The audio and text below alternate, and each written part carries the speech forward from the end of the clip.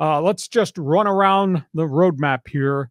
NFL, going to the final weekend of preseason, then roster cuts, then we get to opening day.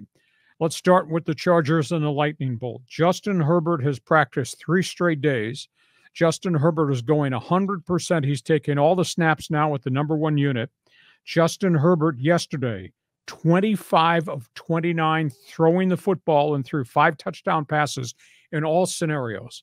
He looks really razor sharp.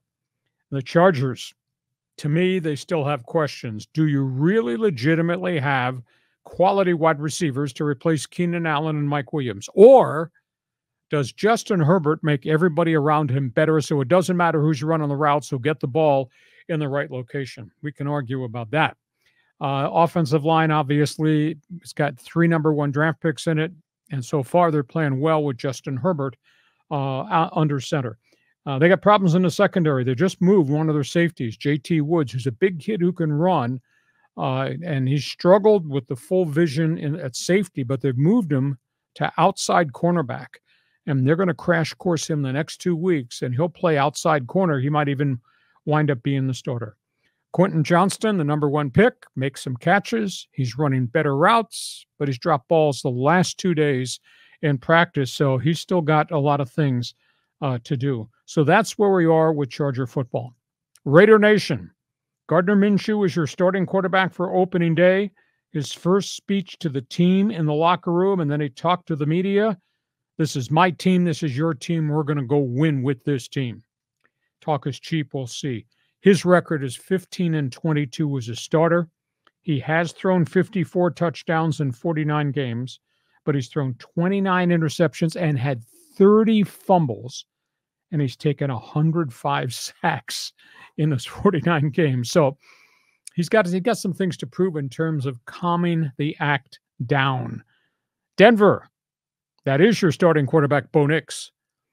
Yeah, I think, barring significant injuries, and anybody could get wiped out, I think that Denver is going to be a surprise team.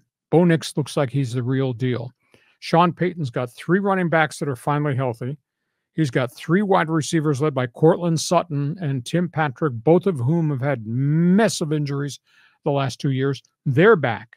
I got to believe that Denver is going to be a bit of a surprise. Kansas City, they're holding their breath. I'm wondering when the NFL is going to drop the hammer on Rashee Rice, who had 75 catches last year. Remember, he's got 8 felonies against him for his auto accidents, drag racing that injured a whole bunch of people, leaving the scene of the accident. The league has not ruled on that. They're going to rule on Rashee Rice. I bet he's going to sit a while. And they also lost Marquise Brown, Hollywood Brown. He's out with this collarbone clavicle injury. He's not going to start this season. So I wonder if Kansas City's actually got, I forgot, they got Kadarius Toney. It's not my fault I dropped that ball or lined up offside or ran the wrong. Not my fault. He's still on the roster. I wonder if Kadarius Toney makes the roster cut. So those are the teams in the AFC West. Just briefly elsewhere, Brandon Ayuk, they have met. The 49ers front office have met. They've now made 3 different offers. The last offer is $28 million per year, which is double what he was making before, has not signed it. And he's dropped hints, I'd rather go play for Mike Tomlin in Pittsburgh. What? So I don't know where Ayuk's head is. But we're a week and a half out from the start of the season, and they don't have their big guy wide receiver there. Now, things can change. Now, he's not holding out. He's in there in the meeting. He refuses to practice. So he's not in cardiovascular shape. We get to opening day. He starts missing games. He loses $813,000 per game. That's a game check. So how long is this hold-in going to go? Dallas, they continue to meet with CeeDee Lamb. I've been told that the Dallas last offer was $30 million. CeeDee Lamb wants $33 million per season, a lot of it guaranteed. Now, caught 135 balls last season, so that's a Dallas story. And this is a really cool story. This is off the field in Atlanta. Arthur Blank has just written a check for $6.5 million. He's given it to 4 historically black universities and colleges, 4 black schools, to help them fund and finance their football facilities. These schools are destitute. Savannah State, Albany State, Yeah. Clark University, Miles College of Alabama. Arthur Blank says, this is the money. You're going to divide it 4 ways. This will go towards you fixing your football facilities. I think that's so cool. And here's the thing. These players, and for some reason, either they don't pay attention or they're lost sight. These guys are making so much money.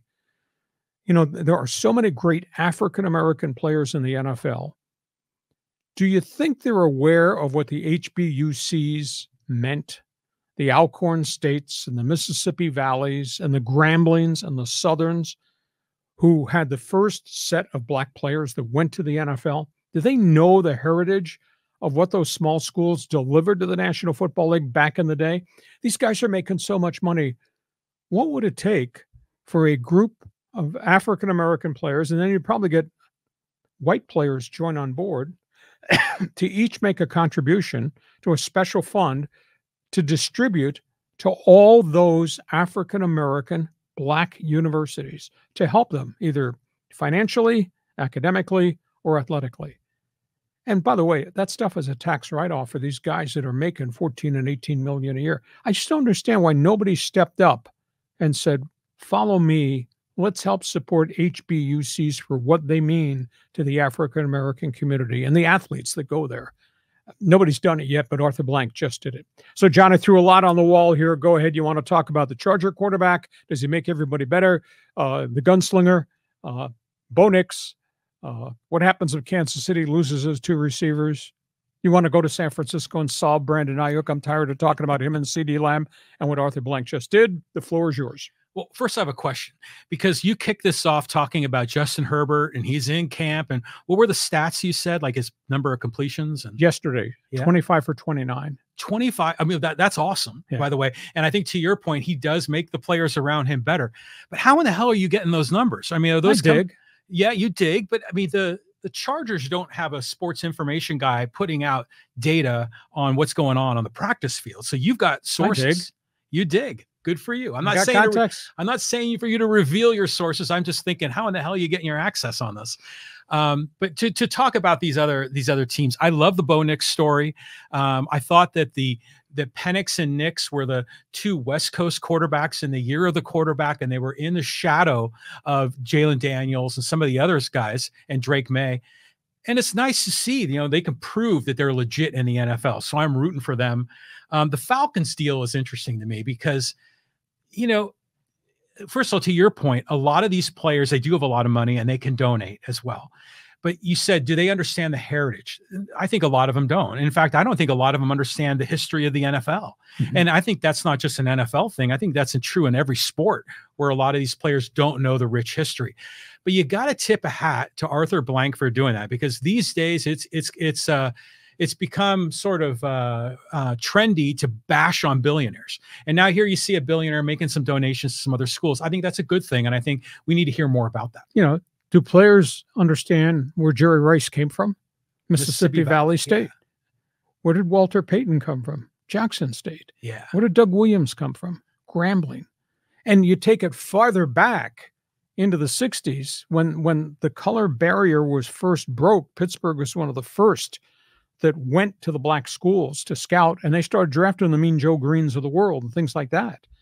And I just don't think the modern day player has any idea there. They're too busy shopping to buy their next Mercedes. And that's too bad, because they're making so much money that if everybody gave $100,000, the amount of money they could put in a pot of gold to give to all those schools in the SWAC, which is dirt poor, Southwestern Athletic Conference, and the MEAC, which is the Howard Universities, the Tuskegees, etc.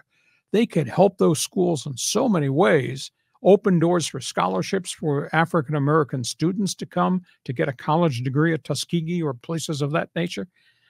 I just don't understand why that has not happened.